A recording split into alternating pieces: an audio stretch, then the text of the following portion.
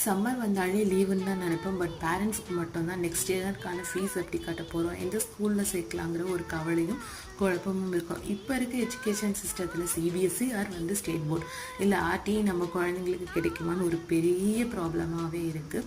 RTE அப்படி கிடைச்சாலுமே ஒரு சில ஸ்கூலில் அமௌண்ட் பே பண்ண சொல்கிறாங்க.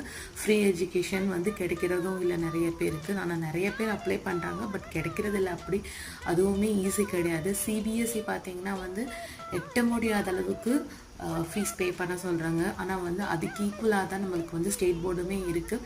மினிமம் 50,000 இருந்தால் தான் பே பண்ணணும். இன்னொரு பெரிய பிரச்சனை என்ன பார்த்தீங்கன்னா, கேஜியாக இருந்தாலும் சரி, ஸ்டாண்டர்டாக இருந்தாலுமே சரி, என்ட்ரன்ஸ் எக்ஸாம் மஸ்ட்டு.